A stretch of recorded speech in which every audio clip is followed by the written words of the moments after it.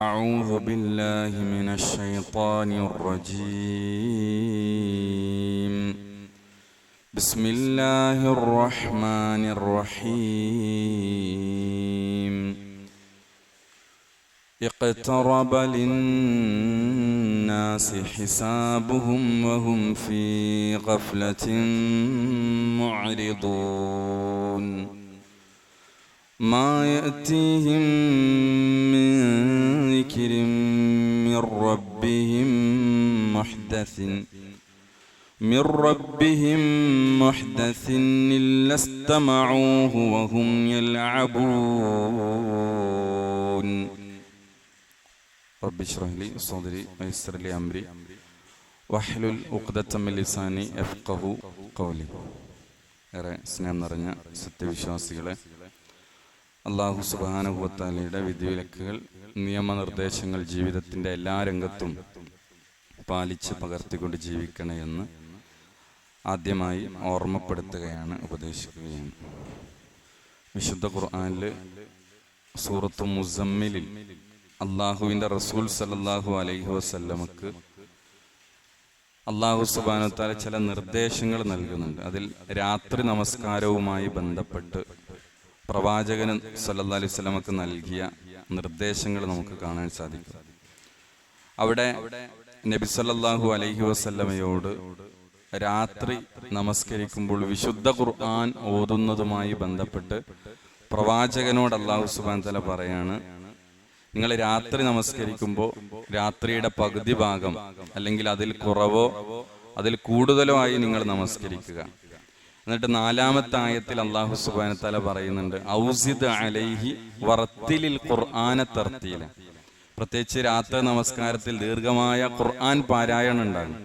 ആ പാരായണം എങ്ങനെയാവണം എന്ന് കൃത്യമായി പ്രവാചകൻ ഉപദേശിക്കുന്നുണ്ട്. വറത്തിലിൽ ഖുർആന തർത്തീല, നിങ്ങൾ വിശുദ്ധ ഖുർആൻ സാവകാശത്തിൽ പാരായണം ചെയ്യുക എന്ന് പ്രവാചകനോട് പറയുന്നുണ്ട്. അപ്പോൾ വിശുദ്ധ ഖുർആൻ നമ്മൾ പഠിക്കുമ്പോൾ അതിലൊരുപാട് കാര്യങ്ങൾ അതിൽ ചേർന്ന് വരുന്നുണ്ട്. അതിൻ്റെ ആശയം അത് നമ്മളെ ജീവിതത്തിലേക്ക് പകർത്തുന്നു. അതേപോലെ തന്നെ അതിൻ്റെ പാരായണം അതിൻ്റെ ഒരു ഭാഗമാണ്. അപ്പോൾ എങ്ങനെ വായിക്കണം, വിശുദ്ധ ഖുർആനിൻ്റെ പാരായണം എങ്ങനെയാവണമെന്ന് പണ്ഡിതന്മാർ പഠിപ്പിക്കുന്നത് ഈ ആയത്തിൽ നിർദ്ദേശങ്ങൾ അല്ലാഹു സുബ്ഹാനഹു വ തആല എല്ലാവർക്കും നൽകുന്ന ചില നിർദ്ദേശങ്ങൾ സൂറത്ത് മുസമ്മിലിലെ 4-ാമത്തെ ആയത്തിലുണ്ട് എന്നാണ്. വിശുദ്ധ ഖുർആന്റെ പാരായണം ഏതെങ്കിലും പുസ്തകങ്ങൾ വായിക്കുന്നത് പോലെ, ന്യൂസ് പേപ്പർ വായിക്കുന്നത് പോലെ വായിക്കാൻ കഴിയുന്നതല്ല. അതിന് കൃത്യമായ ചില വ്യവസ്ഥകൾ, മര്യാദകൾ, നിയമങ്ങളൊക്കെ നിശ്ചയിക്കപ്പെട്ടിട്ടുണ്ട്. അതാണ് അല്ലാഹു സുബ്ഹാനഹു വ തആല വറത്തിലിൽ ഖുർആന തർത്തീല എന്ന് പറയുന്നത്. ഇവിടെ എന്താണ് തർത്തീൽ? മഹാനായ അലി ഇബ്നു അബീ ത്വാലിബ് റളിയല്ലാഹു അൻഹുവിനോട് എന്താണ് തർത്തീൽ എന്ന് ചോദിക്കുന്നുണ്ട്. തർത്തീൽ നമ്മൾ വാക്കർത്ഥം നോക്കുകയാണെങ്കിൽ സാവകാശത്തിൽ, സാവധാനം എന്നൊക്കെയാണ് മലയാളത്തിൽ നമ്മൾ പറയാം. യഥാർത്ഥത്തിൽ തർത്തീൽ കൊണ്ട് ഉദ്ദേശിക്കുന്നത് എന്താണ്? റത്തിലിൽ ഖുർആന, ഖുർആനിനെ നിങ്ങൾ പാരായണം ചെയ്യണം. തർത്തീല, തർത്തീൽ എന്ന് പറഞ്ഞാൽ സാവകാശം പാരായണം ചെയ്യണം. ഈ സാവകാശം എന്താണ്? മെല്ലെ ഓതാന്നാണോ, സ്ലോലി ഓതാണോ? അലി ഇബ്നു അബീ ത്വാലിബ് അതിന് കൊടുക്കുന്ന മറുപടി, തർത്തീൽ എന്താണ് എന്ന് അദ്ദേഹത്തോട് ചോദിച്ചപ്പോൾ അദ്ദേഹം അതിന് കൊടുത്തൊരു മറുപടി ഉണ്ട്. അതാണ് ഈ തജ്വീദിന്, ഇൽമു തജ്വീദിന് അതിൻ്റെ ഒരു നിർവചനമായി പണ്ഡിതന്മാരെടുക്കുന്നത്. അദ്ദേഹം അതിന് കൊടുത്ത മറുപടി, അത്തർത്തീലു തജ്വീദുൽ ഹുറൂഫ് വ മഅരിഫത്തുൽ വുഖൂഫ്. 2 കാര്യമാണ് അതിൽ അലി ഇബ്നു അബീ ത്വാലിബ് റളിയല്ലാഹു അൻഹു പറഞ്ഞത്. ഒന്ന് തജ്വീദുൽ ഹുറൂഫ്. തജ്വീദ് എന്ന് പറഞ്ഞാൽ തന്നെ അതിന്റെ അർത്ഥം എന്താ? നന്നാക്കുക എന്നുള്ളതാണ്. അൽ ഹുറൂഫ്, ഹുറൂഫ് എന്ന് പറഞ്ഞാൽ അക്ഷരങ്ങൾ. അപ്പൊ അക്ഷരങ്ങളെ നന്നാക്കുക ഒരു ഭാഗം അതാണ്. വ മഅരിഫത്തുൽ വുഖൂഫ്. വുഖൂഫ് എന്ന് പറഞ്ഞാൽ നമ്മൾ വഖഫ് പഠിച്ചല്ലോ, വിരാമങ്ങൾ, നിർത്തുന്ന സ്ഥലങ്ങൾ. അപ്പൊ വിരാമ സ്ഥാനങ്ങളെ പറ്റി മനസ്സിലാക്കുക, അറിയാം. ഇതാണ് എന്ത്? തജ്വീദ്. അല്ലെങ്കിൽ ഈ ആയത്തിൽ പറഞ്ഞ തർത്തീൽ എന്ന് പറഞ്ഞാൽ ഇതാണ്. അപ്പൊ തജ്വീദിൽ ഉൾക്കൊള്ളുന്ന പ്രധാനപ്പെട്ട 2 ഭാഗം ഇതാണ്. എന്ത്? അക്ഷരങ്ങളെ സ്ഫുടമായി ഭംഗിയിൽ പാരായണം ചെയ്യുക എന്നുള്ളത്. നമുക്കറിയാം, ഓരോ അക്ഷരങ്ങൾക്കും മഖ്റജുകൾ ഉണ്ട്. മഖ്റജ് എന്ന് പറഞ്ഞാൽ അതിന് പുറപ്പെടുന്ന ഉത്ഭവ സ്ഥാനങ്ങളുണ്ട്. മഖ്റജ്, ഖറജയിൽ നിന്നാണ് അത് ഉണ്ടായത്. മഖ്റജ്, ഉത്ഭവ സ്ഥാനങ്ങളുണ്ട്. അപ്പൊ ഒന്ന് അക്ഷരങ്ങളെ നന്നാക്കുക, രണ്ട് നമുക്ക് ഒരുപാട് നിർത്തുന്ന വിരാമ സ്ഥാനങ്ങളുണ്ട്. അതിന് ചിഹ്നങ്ങൾ ഖുർആനിൽ കൊടുത്തിട്ടുണ്ട്. അതൊക്കെ പിൽക്കാലത്താണ് തജ്വീദിന്റെ അത്തരം ചിഹ്നങ്ങളൊക്കെ രൂപപ്പെടുന്നത്. ഇവിടെ ഇതുമായി ബന്ധപ്പെട്ട് ഖുർആനിന്റെ പാരായണവുമായി ബന്ധപ്പെട്ട് നബി സല്ലല്ലാഹു അലൈഹി വസല്ലമ പറഞ്ഞ പല ഹദീസുകൾ നമുക്ക് വായിക്കാൻ കഴിയും. അതിൽ ഖുർആൻ ഏറ്റവും മനോഹരമായിട്ട് പാരായണം ചെയ്യണം, അതിൽ ഭംഗിയിൽ പാരായണം ചെയ്യണം എന്ന് പറഞ്ഞ ഹദീസ്. സയ്യിനുൽ ഖുർആന ബി അസ്വാതിക്കും, നിങ്ങളുടെ ശബ്ദങ്ങൾ കൊണ്ട് ഖുർആനിനെ നിങ്ങൾ ഭംഗിയുള്ളതാക്കുക. മറ്റൊരു ഹദീസിൽ കാണാം, മൻ മല്ലം യതഗന്ന അൽ ഖുർആൻ, ഖുർആനെ ഈണത്തിൽ പാരായണം ചെയ്യാത്തവൻ നമ്മിൽപ്പെട്ടവനല്ല എന്ന് പറഞ്ഞ ഹദീസുകൾ നമുക്ക് കാണാൻ സാധിക്കും.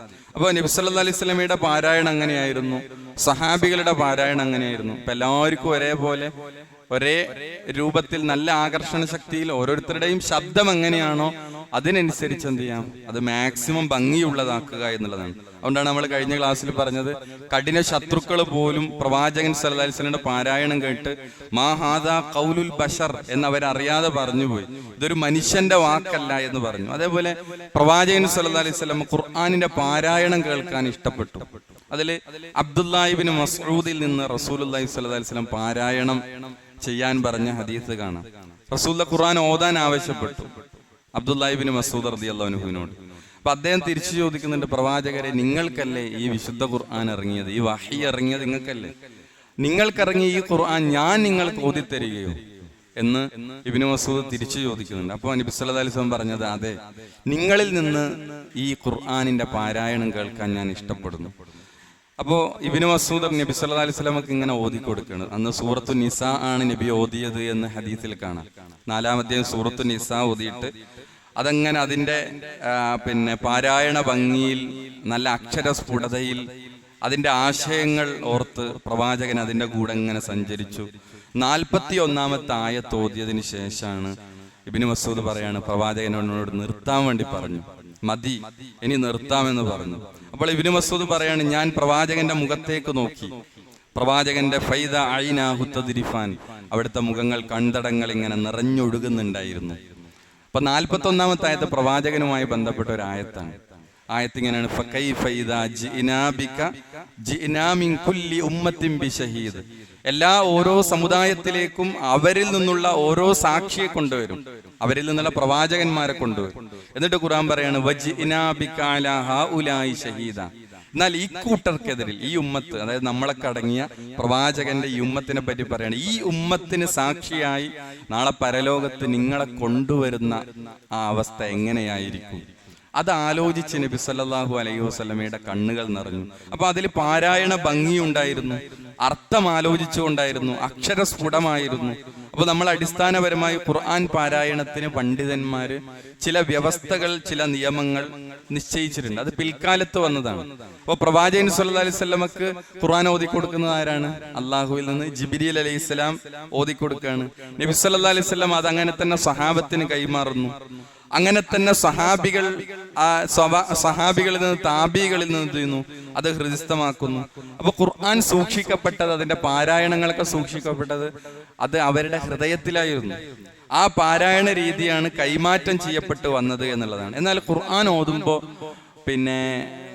പിൽക്കാലത്ത് ഇസ്ലാമിലേക്ക് കടന്നു വന്ന ആളുകൾ ഖുർആൻ ഓതുമ്പോൾ, അനർബികളായ ആളുകൾ അവർ ഓതുമ്പോൾ എന്ത് ചെയ്യുന്നു, ഹർക്കത്തുകൾ തെറ്റുന്നു. ആദ്യം ക്രോഡീകരിക്കപ്പെട്ട ഖുർആനിൽ എന്തില്ല, ഹർക്കത്തുകളൊന്നുമില്ല. അപ്പൊ ആദ്യം ഹർക്കത്തുകൾക്ക് ഈ നുക്തകളാണ് ആദ്യം നിലവിൽ വന്നത്. മേലെ ഒരു പുള്ളിയുടെ അത് ഫത്ഹായിട്ട് പരിഗണിച്ചു. അതേപോലെ താഴെ ഒരു പുള്ളിയുടെ അത് കസ്റായിട്ട് പരിഗണിച്ചു. അത് ഒരു അക്ഷരത്തിന്റെ മധ്യത്തിലാണെങ്കിൽ അത് ലൊമ്മായിട്ട് പരിഗണിച്ചു. ഇങ്ങനെ പിന്നീട് മാറ്റങ്ങൾ വന്നത് നമുക്ക് കാണാൻ സാധിക്കും. ഇത് ഖുർആനിന്റെ ആശയത്തിലോ ഖുർആനിന്റെ വാചകത്തിലോ എവിടെയെങ്കിലും മാറ്റം സംഭവിച്ചിട്ടില്ല. ഇത് ഓരോ കാലഘട്ടത്തിലെ പണ്ഡിതന്മാർ ഇജ്മാഅോടുകൂടെ അതിന്റെ പാരായണ നിയമങ്ങൾ രൂപപ്പെടുത്തി. ഇവിടെ താബീങ്ങളുടെ കാലത്താണ് അബുൽ അസ്വദ് ദുവലി എന്ന് പറയുന്ന ഒരു താബീ പണ്ഡിതൻ, അന്ന് ഭരിച്ചിരുന്നത് അബ്ദുൽ മലിക് ബിൻ മർവാൻ എന്ന ഖലീഫ ഭരിച്ചിരുന്ന കാലഘട്ടത്തിലാണ് ഒരു അനറബിയായ ഒരാളെന്ത് ചെയ്തു, മറ്റൊരു നാട്ടിൽ നിന്ന് വന്ന വ്യക്തി സൂറത്ത് തൗബയിൽ ആയത്ത് ഓതിയപ്പോൾ അവിടെ അന്നല്ലാഹ ബരിയും മിനൽ മുശ്രിക്കീന വറസൂലുഹു എന്നുള്ളടുത്ത് വറസൂലിഹി ലാമിന് ലൊമ്മുള്ളടുത്ത് എന്ത് ചെയ്തു? കെസർ കൊടുത്ത് ഓതി. അപ്പോഴാണ് അദ്ദേഹം ഇതിനെ ചില നിയമങ്ങൾ ഇതിന് രൂപപ്പെടുത്തണം. പ്രത്യേകിച്ച് സഹാബികൾക്കും അറബികളായ താബികൾക്കും അത് തെറ്റിക്കൊള്ളുന്നില്ല. പാരായണം അവർക്ക് അതിന്റെ ആശയത്തിൽ വൈകല്യങ്ങൾ സംഭവിക്കണമെന്നില്ല. പക്ഷെ പുറത്തു നിന്ന് വന്ന ആളുകൾക്ക് അതിന്റെ അബദ്ധങ്ങൾ സംഭവിച്ച സമയത്താണ് പാരായണത്തിൽ തെറ്റു വരാതിരിക്കാൻ, ആശയത്തിൽ വൈകല്യങ്ങൾ വരാതിരിക്കാനാണ് ചില നിയമങ്ങൾ രൂപപ്പെടുത്തി. അതാണ് ഇൽമു തജ്വീദുമായി ബന്ധപ്പെട്ട് വഖഫിന്റെ നിയമങ്ങൾ, അതേപോലെ തന്നെ നമ്മൾ അക്ഷരങ്ങളുടെ ചില നിയമങ്ങളൊക്കെ പിന്നീടാണ് രൂപപ്പെട്ടത്. അപ്പൊ ഇതൊക്കെ നമ്മൾ മനസ്സിലാക്കേണ്ടത് ഖുർആനിന്റെ ഒരു സംരക്ഷണം കൂടി ഇവരിലൂടെ ഒക്കെ എന്ത് ചെയ്തു നടക്കുകയാണ് അതിന്റെ പ്രക്രിയ. അപ്പൊ അതാണ് ഇന്നാ നഹ്നു നസ്സൽന ദിക്റ വ ഇന്നാ ലഹു ലഹാഫിളൂൻ. ഈ ഉത്ബോധനത്തെ നാമാണ് അവതരിപ്പിച്ചത്, നാം തന്നെ അതിനെ സംരക്ഷിക്കുന്നതാണ്. ആ സംരക്ഷണം ബാധ്യത ഏറ്റെടുത്തിരിക്കുന്നു എന്നല്ല പറഞ്ഞു. ഈ ആയത്തിന്റെ പുലർച്ചെയാണ് കാലാന്തരങ്ങളിൽ വിശുദ്ധ ഖുർആനിൽ തെറ്റുകൾ സംഭവിക്കാതിരിക്കാൻ പല പണ്ഡിതന്മാരിലൂടെ എന്ത് ചെയ്തു അതിന് നിയമങ്ങൾ രൂപപ്പെട്ടു വന്നത് എന്നുള്ളതാണ്.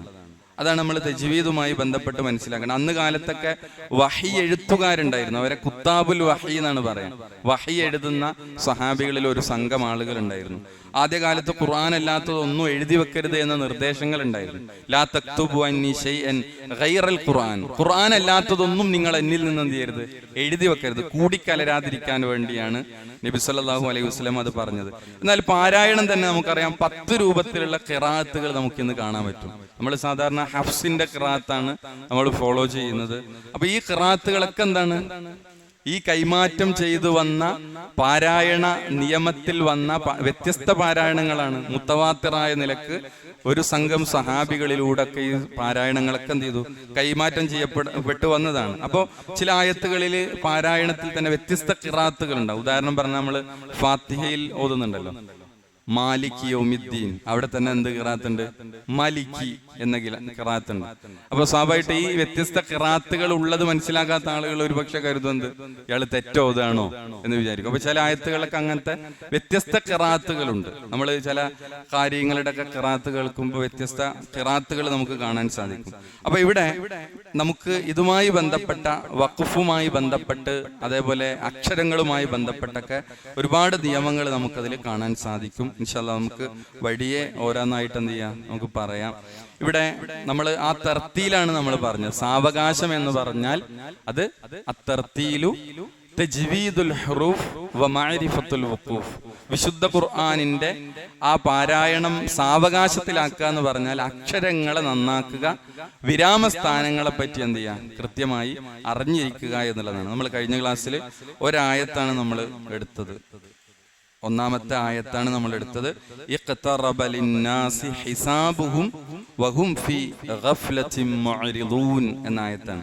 ഇഖ്തറബ ആസന്നമായിരിക്കുന്നു, സമീപത്തെത്തിയിരിക്കുന്നു, ലിന്നാസി ജനങ്ങൾക്ക്, മനുഷ്യർക്ക്, ഹിസാബുഹും അവരുടെ ഹിസാബ് വിചാരണ, വഹും അവരാകട്ടെ ഫീ ഗഫ്ലത്തിൻ അശ്രദ്ധയിലായിക്കൊണ്ട് മുഅ്രിദൂൻ തിരിഞ്ഞു കളയുന്നവരാകുന്നു. ഈ ആയത്താണ് നമ്മൾ എടുത്തത്. അവിടെ നമ്മൾ ഹിസാബുമായി ബന്ധപ്പെട്ട് ജസാവുമായി ബന്ധപ്പെട്ട് നമ്മൾ പറഞ്ഞു. 3 വിശദീകരണങ്ങളാണ് നമ്മൾ പ്രധാനമായിട്ടും തഫ്സീറുകളിൽ നിന്ന് പറഞ്ഞത്. എന്താണ് ഹിസാബ് അടുത്തെത്തി എന്ന് പറഞ്ഞതിന്റെ ഉദ്ദേശം? 1, അന്ത്യനാൾ അടുത്തെത്തിയിരിക്കുന്നു. 2, നമ്മൾ പറഞ്ഞത് അവിശ്വാസികളും മുശ്രിക്കുകളും സഹാബികളും തമ്മിലുള്ള പ്രശ്നത്തിൽ എന്ത് ചെയ്യുന്നു, അവർക്കൊരു വിജയം, ഒരു തീർപ്പ് കൽപ്പിക്കൽ ഇതാ ഇവിടെ പുലരാനിരിക്കുകയാണ് മദീനയിൽ. അപ്പൊ അതാണ് രണ്ടാമത്തെ ഒരു ഉദ്ദേശം. മൂന്നാമത്തത് ഓരോ വ്യക്തിയുടെയും മരണമാണ് ഈ ഹിസാബ് അടുത്തെത്തി എന്ന് പറഞ്ഞതിന്റെ ഉദ്ദേശം.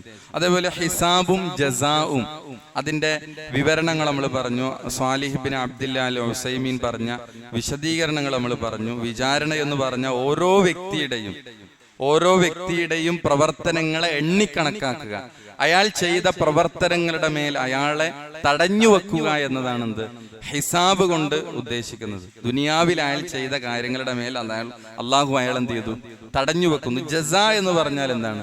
ജസാ എന്ന് പറഞ്ഞാൽ പ്രതിഫലം.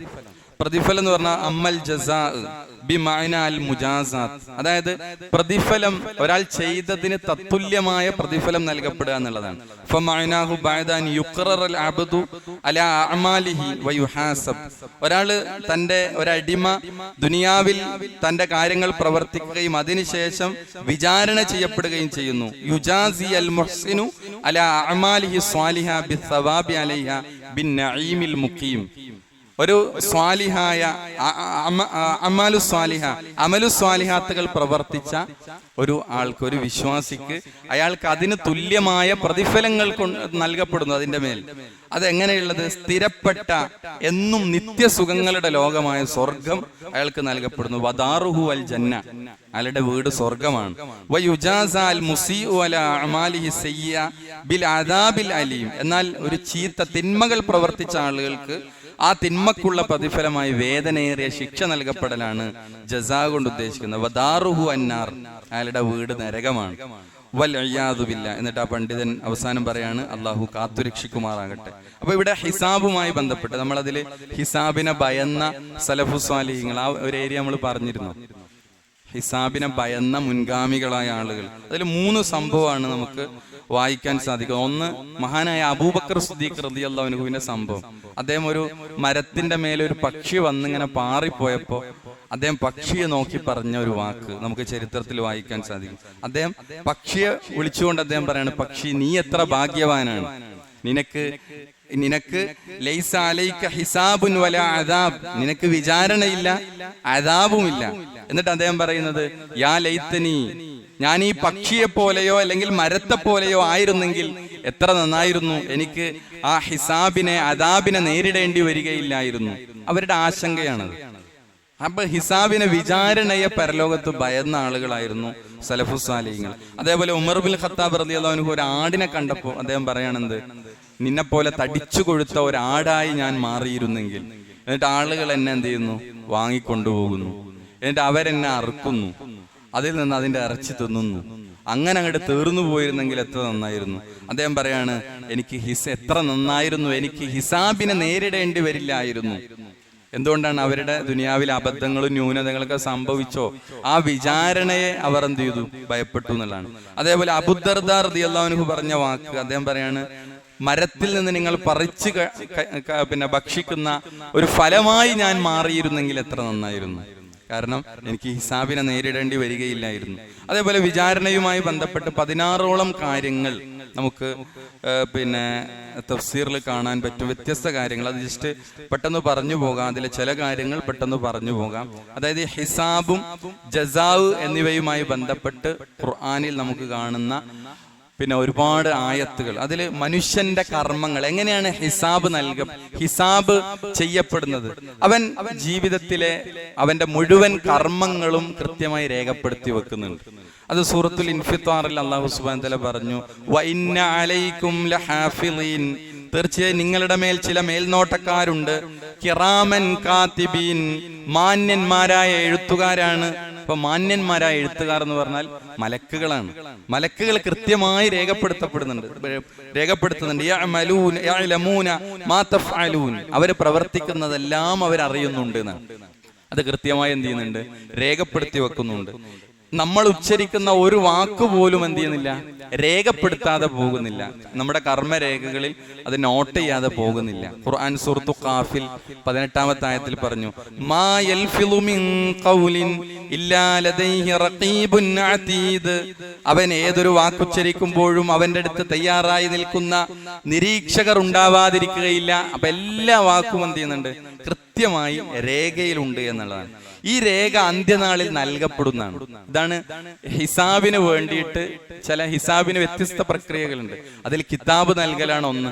അവന്റെ കർമ്മരേഖയിൽ എല്ലാം ഉണ്ട് അവൻ ദുനിയാവിൽ ചെയ്തു വെച്ചത്. അതാണ് ഖുർആൻ പറഞ്ഞത്, വനുഖ്രിജു ലഹു യൗമൽ ഖിയാമത്തി കിതാബൻ യൽഖാഹു മൻശൂറാ, നിവർത്തി വെക്കപ്പെട്ട കിതാബുകൾ ഖിയാമത്ത് നാളിൽ നാം പുറത്തെടുക്കുന്നതാണ്. എന്നിട്ട് അവനോട് പറയും, ഈ ആളുകളോട് പറയും, ഇഖ്റ കിതാബക, നിന്റെ ഗ്രന്ഥം നീ ഇന്ന് വായിച്ചു നോക്കുക. കഫാ ബിനഫ്സികൽ യൗമ അലൈക ഹസീബ, നിന്നെ വിചാരണ ചെയ്യാൻ ഇന്നു നീ തന്നെ മതിയായവനാണ്. അപ്പൊ അതവന് നൽകപ്പെടുന്നതാണ്. എന്നാൽ നമ്മളെ ഈ കർമ്മരേഖയിൽ എഴുതപ്പെടുന്ന ഒരു കാര്യവും മനുഷ്യന് മറച്ചു വെക്കാൻ സാധിക്കൂല എന്നാണ്. അത് ഒളിപ്പിച്ചു വെക്കാൻ, അതാണ് നാലാമത്തെ കാര്യം. ഒരു കാര്യവും അവനെ ഒളിപ്പിച്ചു വെക്കാൻ, ഈ മലക്കുകളുടെ കണ്ണുവെട്ടിച്ച് അത് രഹസ്യമാക്കി വെക്കാൻ സാധിക്കൂല എന്നാണ്. വിശുദ്ധ ഖുർആൻ സൂറത്തുൻ നിസായിലെ 108-ാമത്തെ ആയത്താണ്. യസ്തഖ്ഫൂന മിനന്നാസി വലാ യസ്തഖ്ഫൂന മിനല്ലാഹ്, ജനങ്ങളിൽ നിന്ന് അവരെ ഒളിപ്പിച്ചു വെക്കാൻ ശ്രമിക്കുന്നു. വലാ യസ്തഖ്ഫൂന മിനല്ലാഹ്, എന്നാൽ അള്ളാഹുവിൽ നിന്ന് അവർക്ക് ഒളിപ്പിച്ചു വെക്കാൻ സാധ്യമല്ല. എന്നാൽ അതേപോലെ തന്നെ ഈ കർമ്മരേഖകൾ നൽകപ്പെടുന്ന രണ്ട് വിഭാഗം, രണ്ട് രൂപത്തിൽ. ഒന്ന് വിശ്വാസികൾക്ക് നൽകപ്പെടുന്ന അവസ്ഥ, അതേപോലെ അവിശ്വാസികൾക്ക് നൽകപ്പെടുന്ന അവസ്ഥ. രണ്ടും ഖുർആൻ പറയുന്നുണ്ട്. അതിലൊന്ന് ഫഅമ്മാമൻ നൂതിയ കിതാബഹു ബിയമീനി, വലതു കൈയിൽ ഗ്രന്ഥം നൽകപ്പെടുന്നവരാരാണോ ഫസൗഫ യുഹാസബു ഹിസാബൻ യസീറ, അവന് വളരെ ലളിതമായ വിചാരണയാണ് അവൻ അഭിമുഖീകരിക്കുക. വയൻഖലിബു ഇലാ അഹ്ലിഹി മസ്റൂറ, അവൻ അവന്റെ അഹ്ലുകാരിലേക്ക് സന്തോഷത്തോടുകൂടിയാണ് അവൻ അവിടെ നിന്ന് പോവുക. അതേപോലെ തന്നെ മറ്റൊരു വിഭാഗമാണ് എന്ത്, രണ്ടാമത്തത് അവിശ്വാസികൾക്ക് നൽകപ്പെടുന്ന അവസ്ഥ എന്താണ്? വഅമ്മാമൻ നൂതിയ കിതാബഹു വറാഅ ലഹ്രി, മുതുകിന്റെ പിറകിൽ നിന്ന് നൽകപ്പെടുന്ന അവസ്ഥ ഉണ്ട്. ഫസൗഫ യദ്ഉ സുബൂറ, അവൻ അവന്റെ നാശത്തെ വിളിച്ചു പറയുന്നതാണ്. ഞാൻ ഇതിന്റെ എല്ലാ കാര്യങ്ങളും പറയുന്നില്ല. അങ്ങനെ ഒരുപാട് കാര്യങ്ങൾ, വിചാരണയുമായി ബന്ധപ്പെട്ട ഒരുപാട് കാര്യങ്ങൾ അവിടെ. ഇപ്പോ വിചാരണ എന്ന ഒരു ഹിസാബ് ആണ് നമ്മളതിൽ പ്രത്യേകം ഒന്ന് അണ്ടർലൈൻ ചെയ്തിട്ട് അതിന്റെ വിശദീകരണം പറഞ്ഞു. അതിൽ ഹിസാബ് എന്ന ഒരു പ്രൊസീജിയർ അല്ലാഹു സുബ്ഹാനഹു വ തആലയെ സംബന്ധിച്ചിടത്തോളം ആവശ്യമുണ്ടോ എന്ന് ചോദിച്ചാൽ, ഇപ്പൊ നമ്മുടെ പ്രവർത്തനങ്ങളുമായി പരലോകത്ത് വന്നാൽ അയാൾ നരകക്കാരനാണോ സ്വർഗക്കാരനാണോ എന്ന് ആർക്കറിയാം? അള്ളാഹുവിനറിയാം. പിന്നെ എന്തിനാണ് ഒരു വിചാരണ, ഒരു ചോദ്യം ചെയ്ത്? യഥാർത്ഥത്തിൽ അള്ളാഹു സ്വീകരിച്ചിരിക്കുന്നത് കുറ്റവാളിയെ അവനെ കുറ്റം ചെയ്തവനാണെന്ന് ബോധ്യപ്പെടുത്തുക. അത് അള്ളാഹു സ്വയം സ്വീകരിച്ചതാണ്, ബാധ്യതയെ സ്വീകരിച്ചാണ്. അവനത് ബോധ്യപ്പെടുത്തിയിട്ടാണ് അള്ളാഹ് എന്ത് ചെയ്യുക, അവന്റെ തിന്മകൾക്ക് ശിക്ഷ നൽകുക എന്നുള്ളതാണ്. ഇപ്പൊ ചില ആളുകൾ അവിടുന്നും ഈ ഹിസാബിന്റെ സമയത്ത് പോലും ഞാൻ ചെയ്തിട്ടില്ല എന്ന് പറയും, ഞാൻ ഇന്നൊന്നും ചെയ്തിട്ടില്ല എന്ന് നിഷേധിക്കും. അപ്പൊ അള്ളാഹു അവനോട് ചോദിക്കും, തഫ്സീറിൽ കാണാം, അള്ളാഹു സുബ്ഹാനഹു വ തആല അവനോട് ചോദിക്കുന്നത്, നിന്നിൽ നിന്നുള്ള സാക്ഷികളെ ഞാൻ കൊണ്ടുവന്നാൽ നീ സ്വീകരിക്കും? അപ്പോഴും പറയും ഞാൻ സ്വീകരിച്ചോളാം. അപ്പോഴും അവന്റെ വെപ്പ് എന്താ? ഞാൻ നാവുകൊണ്ട് പറഞ്ഞ് ഫലിപ്പിക്കാന്നാണ്, ഞാൻ ചെയ്തിട്ടില്ല അങ്ങനെ ഇങ്ങനെ എന്നൊക്കെ പറഞ്ഞിട്ട് ഇവിടുന്ന് പറഞ്ഞ പോലെ അവിടുന്നും പറയാൻ ചില ആളുകൾ ശ്രമിക്കുന്നതാണ്. ആ സമയത്താണ് സൂറത്തു യാസീനിലെ 65-ാമത്തെ ആയത്തിന്റെ ഒരു പശ്ചാത്തലം നമ്മൾ വായിക്കുന്നത്. അൽ-യൗമ നഖ്തിമു അലാ അഫ്വാഹിഹിം, അപ്പോൾ അവരുടെ വായകൾക്ക് നാം സീല് വെക്കും, മുദ്ര വെക്കും. വതുകല്ലിമുനാ ഐദീഹിം, അവരുടെ കൈകൾ നമ്മോട് സംസാരിക്കും. വതശ്ഹദു അർജുലുഹും, അവരുടെ കാലുകൾ നമ്മോട് സാക്ഷി പറയും. ബിമാ കാനൂ യക്സിബൂൻ, അവര് പ്രവർത്തിച്ച കാര്യങ്ങളെ പറ്റി. അപ്പോ പിന്നെ നാവല്ല പറയുന്നത്, പിന്നെ പറയുന്നത് എന്താ? അവന്റെ തൊലി പറയും, അവന്റെ കൈകൾ സംസാരിക്കും, അതേപോലെ തന്നെ അവന്റെ കാലുകൾ സാക്ഷി പറയും ഇന്നത് ചെയ്തു. അപ്പൊ അവന് നിഷേധിക്കാൻ കഴിയില്ല, വായക്ക് സീല് വെച്ചു. അപ്പൊ ഇന്നത് ചെയ്തു എന്ന് കൈയാണ് വിളിച്ചു പറയണം. പിന്നെ കയ്യും തൊലിയും ഇവനൊക്കെ തമ്മിലുള്ള സംസാരം ഖുർആനിൽ കാണാം. ഭൂമി വരെ സാക്ഷി പറയുന്ന ഖുർആനിലുണ്ട്. എവിടെയാണ്? സൂറത്തു സൽസലയിലുണ്ടല്ലോ. എന്താ? യൗമൈദിൻ തുഹദ്ദിസു അഖ്ബാറഹാ, ഭൂമി അതിന്റെ വർത്തമാനങ്ങൾ വിളിച്ചു പറയുന്ന ദിവസം. യഥാർത്ഥത്തിൽ എന്താണ് ഈ വർത്തമാനങ്ങൾ? ഭൂമി പറയുന്ന വർത്തമാന ഹദീസിൽ കാണാം, അമില അലയ്യ യൗമി കദാ വകദാ, ഇന്ന കാര്യങ്ങൾ ഇവിടെ നിന്നാണ് ഈ ഹറാം അവൻ ചെയ്തത്. ആ ഭൂപ്രതലം അവനെതിരെ പറയുന്ന, നിഷേധിക്കാൻ കഴിയില്ല ഒന്നും. അപ്പൊ അവനെ ബോധ്യപ്പെടുത്തണമല്ല, ഈ സ്ഥലത്തു നിന്നാണ് അവൻ ഇന്ന വൃത്തികേട് ചെയ്തത് കണ്ടത്, ഈ കാലുകൾ കൊണ്ടാണ് അവൻ ആ വൃത്തികേടിലേക്ക് നടന്നു നീങ്ങിയത്. ഇത് കാലുകൾ സാക്ഷി പറയുന്നു, കൈ സാക്ഷി പറയുന്നു, ഭൂപ്രതലം വിളിച്ചു പറയുന്നു. ഇതാണ് വിചാരണ. ഓരോ വ്യക്തിക്കുണ്ട്. നമ്മൾ കഴിഞ്ഞ ക്ലാസ്സിൽ 5 കാര്യങ്ങൾ വിചാരണ ചെയ്യപ്പെടുന്ന കാര്യം പറഞ്ഞു. വിചാരണ ഇല്ലാത്തവരുണ്ട്.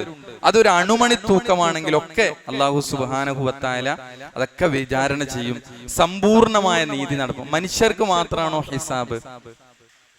മനുഷ്യർക്ക് മാത്രമല്ല, മൃഗങ്ങൾക്കും ഹിസാബ് ഉണ്ട് എന്നാണ്. അവരുടെ ഹിസാബ് എന്താ? ഇപ്പൊ ഹദീസിൽ നമുക്ക് കാണാം, ഇമാം മുസ്ലിം റിപ്പോർട്ട് ചെയ്ത ഹദീസില് ഖിയാമത്ത് നാളിൽ ഒരു കൊമ്പുള്ള ആട് കൊമ്പില്ലാത്ത ആടിനെ കുത്തി. അവരെ ഹിസാബ് എന്താ? അവർക്കൊരു ഹിസാബുണ്ട്. നാളെ പരലോകത്ത് 2 ആളെയും കൊണ്ടുവരും, 2 ആടിനും.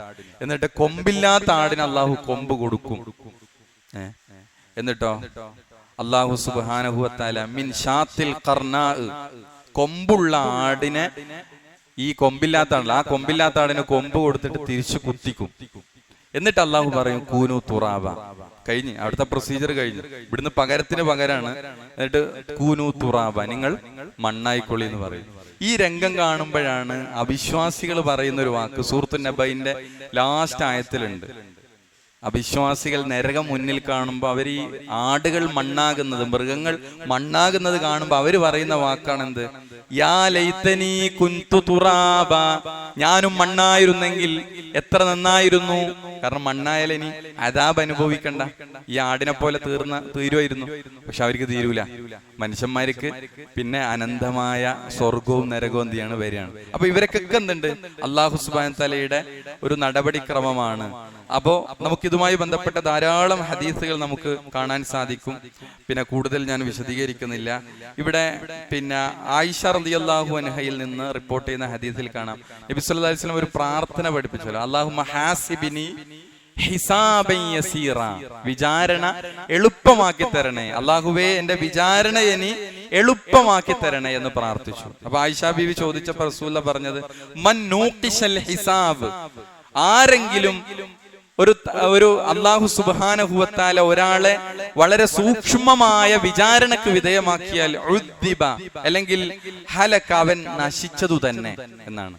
ഓരോരുത്തരെ അങ്ങനെ ചിക്കിച്ചകഞ്ഞല്ല പരിശോധിക്കുകയാണെങ്കിൽ അവന്റെ നാശം തന്നെയാണ് എന്ന് പറയാണ്. അപ്പൊ അല്ലാഹുമ്മ ഹാസിബിനി ഹിസാബൻ യസീറ. നമുക്ക് പിന്നെ ഇബ്നു അബ്ബാസ് റിപ്പോർട്ട് ചെയ്ത ഒരു ഹദീസിൽ കാണാം, ഈ ഹിസാബുമായി ബന്ധപ്പെട്ട ആയത്തുകൾ നബി സല്ലല്ലാഹു അലൈഹി വസല്ലം ഓതുമ്പോൾ, ഇപ്പൊ സ്വർഗവും നരകവും ഒക്കെ ആയിട്ട് ബന്ധപ്പെട്ട ആയത്തുകൾ ഓതുമ്പോൾ പ്രവാചകൻ അതിനിടയിൽ പിന്നെ ചില ദുആകൾ റസൂലുള്ളാഹി സാന്ദർഭികമായി ദുആ ചെയ്ത സംഭവമുണ്ട്.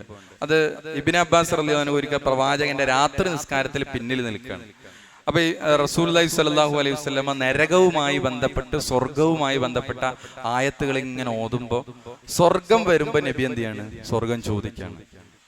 അല്ലാഹുമ്മ അസ്അലുക്കൽ ജന്ന, ആ രൂപത്തിൽ സ്വർഗം ചോദിക്കാണ്. അതായത് പാരായണം ഒന്നിങ്ങനെ ജസ്റ്റ് നിർത്തിയിട്ട് റസൂലുള്ളാഹി സാന്ദർഭികമായി, അതങ്ങനെ ഉറക്കല്ല, പതുക്കെ റസൂലുള്ളാഹി പിന്നെ സ്വർഗം ചോദിച്ചു. നരകത്തിന്റെ ആയത്ത് വരുമ്പോൾ റസൂലുള്ളാഹി നരകത്തിന് കാവൽ ചോദിച്ചു. അതേപോലെ ഹിസാബുമായി ബന്ധപ്പെട്ട് അങ്ങനെ സന്ദർഭത്തോട് യോജിച്ച ആ കാര്യം വരുമ്പോൾ റസൂലുള്ളാഹി, അത് സ്ഥിരപ്പെട്ടതാണ്. നമുക്ക് എന്ത് ചെയ്യാം, ഒരു ഇമാം അങ്ങനെ ചെയ്യുകയാണെങ്കിൽ എന്ത് ചെയ്യാം, അങ്ങനെ ചില ഇമാമൊക്കെ പിന്നെ ഇടയിൽ എന്ത് ചെയ്യാം, ആ സാന്ദർഭികമായി ദുആ ചെയ്യുന്നതാണ്. ആ അർത്ഥവും ആശയം ആലോചിച്ച് ആ കാര്യത്തിൽ നിന്ന് എന്ത് ചെയ്യാം, അള്ളാഹുവിനോട് രക്ഷ തേടി. അത് പ്രവാചകൻ സല്ലല്ലാഹു അലൈഹി വസല്ലമയുടെ പാരായണത്തിൽ നമ്മൾ കാണുന്നു. അപ്പൊ ഇതുമായി ബന്ധപ്പെട്ട് വിചാരണയുമായി ബന്ധപ്പെട്ട് വിചാരണ കാര്യത്തിൽ നമുക്ക് ഒരു കാര്യം കൂടി പറഞ്ഞ് ആ ഒരു ഭാഗം അവസാനിപ്പിക്കാം. 3 വിഭാഗങ്ങളായി ആളുകളെ തരംതിരിക്കുക. യാതൊരു വിചാരണയും ചോദ്യവും ശിക്ഷയും ഇല്ലാതെ സ്വർഗത്തിൽ പ്രവേശിക്കുന്ന ആളുകൾ. അതേപോലെ ലളിതമായ വിചാരണ നടത്തി, രണ്ടാമത്തെ ടീം ലളിതമായ വിചാരണ നടത്തി യാതൊരു ദുരിതവും കൂടാതെ സ്വർഗത്തിൽ പ്രവേശിക്കുന്നവർ. എന്നാൽ അവരുടെ ചെയ്തികൾ അവർക്ക് കാണിച്ചു കൊടുക്കും. മൂന്നാമത്തെ ശക്തമായ ചോദ്യം ചെയ്യലിന് വിധേയമാക്കപ്പെടുന്നവർ, അവർ ശക്തമായ ശിക്ഷകൾക്ക് വിധേയമാക്കപ്പെടും. ഇതാണ് ഹിസാബുമായി ബന്ധപ്പെട്ട് 3 വിഭാഗം ആളുകളെ നമ്മൾ എന്ത് ചെയ്യേണ്ടത്, മനസ്സിലാക്കുന്നത്. ഇൻഷാ അല്ലാഹ് നമുക്ക് പിന്നെ ആ ഭാഗം 1-ാമത്തെ ആയത്തും കഴിഞ്ഞ ക്ലാസ്സിലെടുത്ത 1-ാമത്തെ ആയത്തും നമുക്ക് 2-ാമത്തെ ആയത്തും എന്ത് ചെയ്യാം, പാരായണം ചെയ്യാം. 2-ാമത്തെ ആയത്ത് നമുക്ക് എന്ത് ചെയ്യാം, അതിന്റെ അർത്ഥവും നമുക്ക് ഇൻഷാ അല്ലാഹ് ഇന്ന് എടുക്കാം. ഒന്ന് പാരായണം ചെയ്തുകൊണ്ട് നമുക്കെന്ത് അതിന്റെ അർത്ഥത്തിലേക്ക് പോകാം. നമുക്ക് ആദ്യം കഴിഞ്ഞ ക്ലാസ്സിലെടുത്ത ആയത്ത് കൂടി ഒന്ന് ഓതി നോക്കിയിട്ട് എന്ത് ചെയ്യാം, നമുക്ക് 2-ാമത്തെ ആയത്തിലേക്ക് പോകാം. അഊദു ബില്ലാഹി മിനശ് ശൈത്വാനിർ റജീം. ബിസ്മില്ലാഹിർ റഹ്മാനിർ റഹീം. ഇഖ്തറബ ലിന്നാസി ഹിസാബുഹും വഹും ഫീ ഗഫ്ലത്തിൻ മുഅ്രിദൂൻ. അവിടെ നമ്മള് ഇഖ്തറബ ലിന്നാസി, അവിടെ നൂന് ശബ്ദ ഉണ്ടെങ്കിൽ എന്ത് ചെയ്യണം, മണിക്കണം. ലിന്നാസി. അതേപോലെ ഹിസാബുഹും, അവിടെ ഹിസാബുഹും, അവിടെ ഒരു ഹുറൂഫുൽ മദ് വന്നു. ഹുറൂഫുൽ മദ് എന്ന് പറയുന്ന ഏതൊക്കെ അക്ഷരങ്ങളാണ്? അലിഫ്, വാവ് യാ. അപ്പൊ സീന് കഴിഞ്ഞിട്ട് എന്ത് വന്നു? അലിഫ് വന്നു. അത് മദ്ദുൽ അസ്ലിയാണ്. 2 ഹർക്കത്തിന്റെ അളവിലേ നീട്ടാൻ പാടുള്ളൂ. ഒരാള് ഹിസാബുഹും എന്ന് ഓതിയാൽ അത് തെറ്റാണ്. അവിടെ മദ്ദുൽ അസ്ലിയാണ്. അതായത് നോർമലി എത്രയാണോ അതാണ് ആ മദ് ഫത്ഹ് അലിഫ് നമ്മൾ നീട്ടാൻ പറ്റും. അപ്പൊ ഹിസാബുഹും വഹും ഫീ ഗഫ്ലത്തിൻ മുഅ്രിദൂൻ. അവിടെ ഗൈന് പ്രത്യേകം ശ്രദ്ധിക്കേണ്ടത്. ഐന് വേറുണ്ട്, ഗൈന് വേറുണ്ട്. അവിടെ പുള്ളിയുണ്ട്. അപ്പൊ ഗഫ്ലത്തിൻ അല്ലെ, ഗഫ്ലത്തിൻ മുഅ്രിദൂൻ. അതേപോലെ മീമിന് ശബ്ദ നൽകപ്പെട്ടാൽ എന്ത് ചെയ്യണം? അവിടെയും മണിക്കണം നമ്മൾ. അതേപോലെ അവിടെ തെൻമീന് വന്നു ഗഫ്ലത്തിൻ തിമ്മു. വഹും ഫീ ഗഫ്ലത്തിൻ മുഅ്രിദൂൻ. ഒന്നുകൂടി നോക്കാം. ഇഖ്തറബ ലിന്നാസി ഹിസാബുഹും വഹും ഫീ ഗഫ്ലത്തിൻ മുഅ്രിദൂൻ. രണ്ടാമത്തെ ആയത്ത് നോക്കാം. മാ യഅതീഹിം മിൻ ദിക്രിൻ മിർ റബ്ബിഹിം മുഹ്ദസിൻ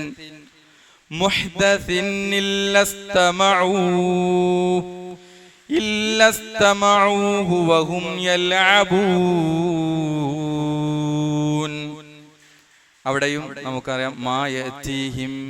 അവിടെ മീമിന് ശബ്ദുണ്ട്. അവിടെ എന്ത് ചെയ്യണം? മണിക്കണം.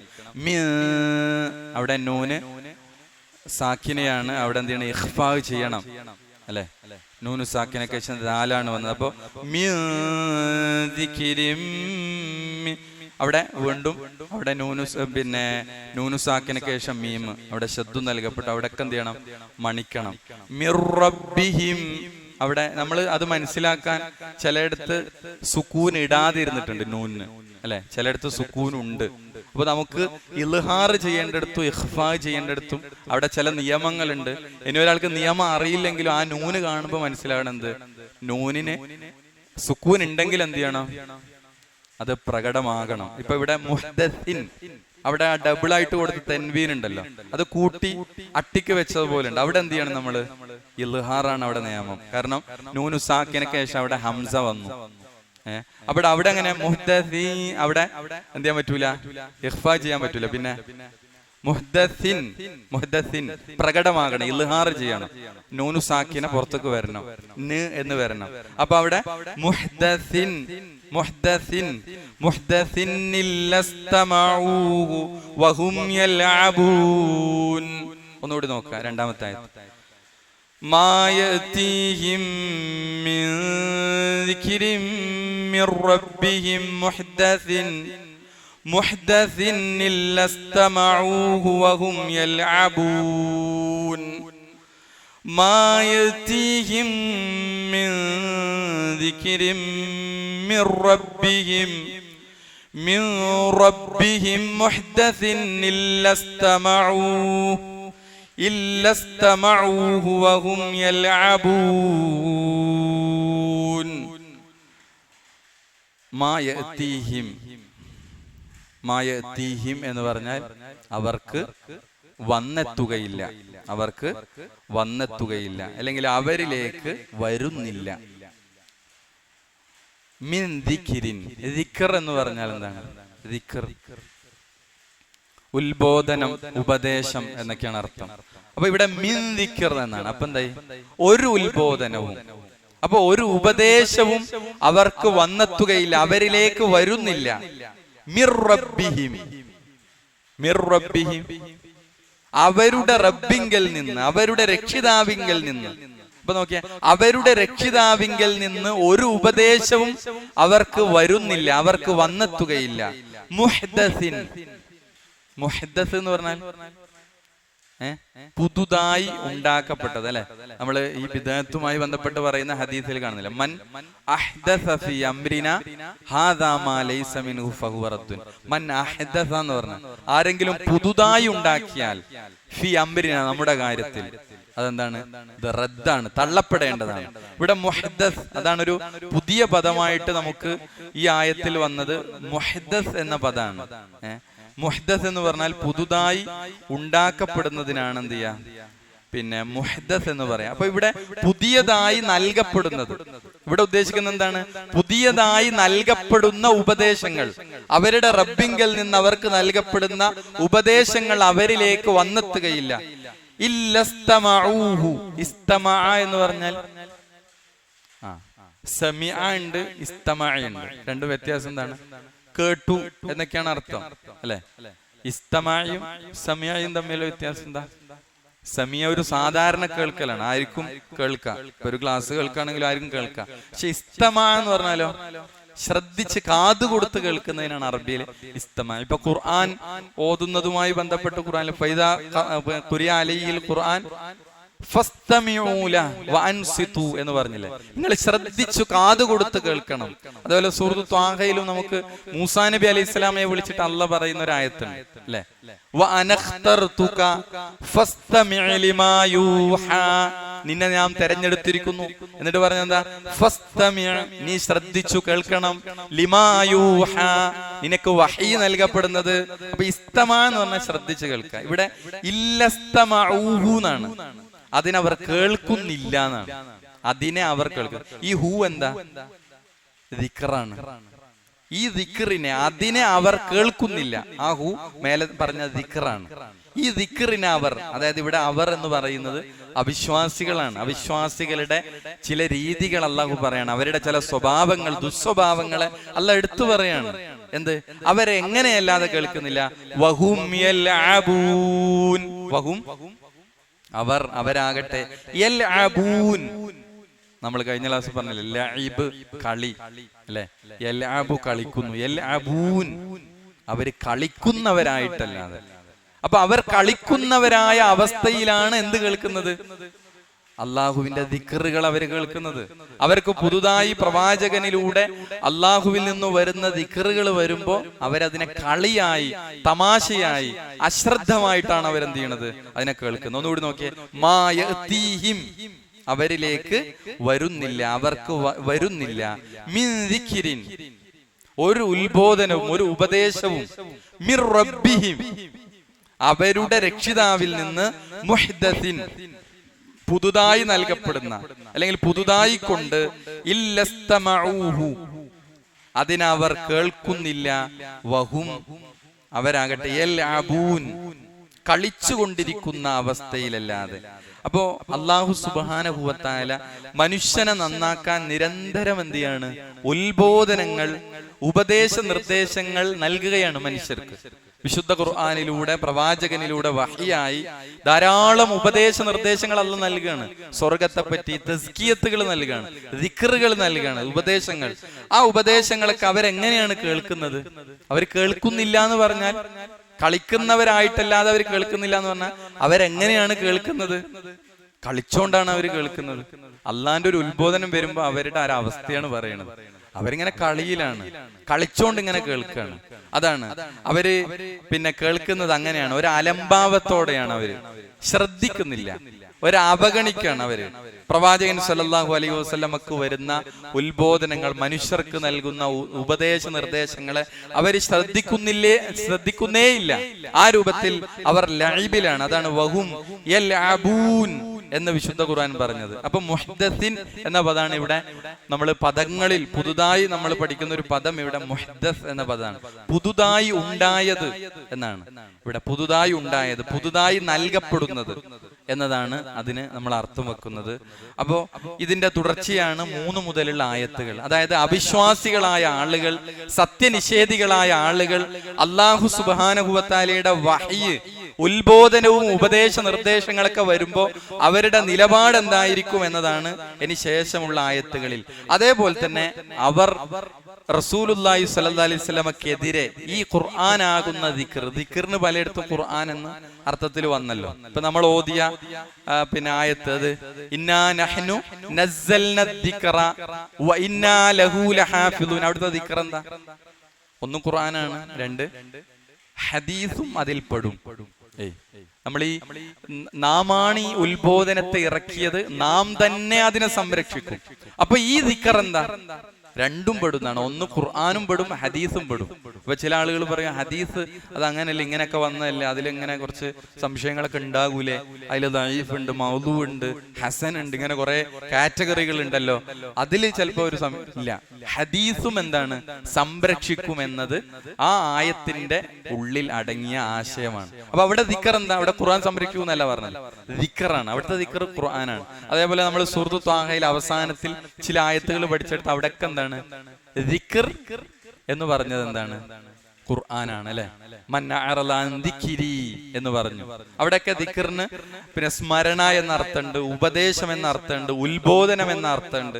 ഇവിടെ നമ്മൾ കൊടുത്ത അർത്ഥം എന്താണ്, ഇവിടെ പറയുന്ന അർത്ഥം ഉത്ബോധനം, ഉപദേശം എന്ന അർത്ഥമാണ്. അപ്പൊ മായത്തീഹിം അവർക്ക് വരുന്നില്ല മിൻ ദിക്രിൻ ഒരു ഉത്ബോധനവും ഒരു ഉപദേശവും മിർ റബ്ബിഹിം അവരുടെ റബ്ബിങ്കൽ നിന്ന് മുഹ്ദസിൻ പുതുതായി നൽകപ്പെടുന്ന ഇല്ലസ്തമഊഹു അതിനെ അവർ കേൾക്കുന്നില്ല, ആ ഉത്ബോധനത്തെ അവർ ശ്രദ്ധിക്കുന്നില്ല. എങ്ങനെയല്ലാതെ വഹും യൽഅബൂൻ അവർ കളിച്ചുകൊണ്ടിരിക്കുന്ന നിലയിലല്ലാതെ. അതാണ് അവരുടെ അവസ്ഥ. അപ്പൊ നമുക്ക് ഒന്നും കൂടി ഓതി നോക്കിയിട്ട് എന്ത് ചെയ്യാം, അവസാനിപ്പിക്കാം. ഒന്നുകൂടി നോക്കാം ആയത്ത്. ഓദിക്കോ.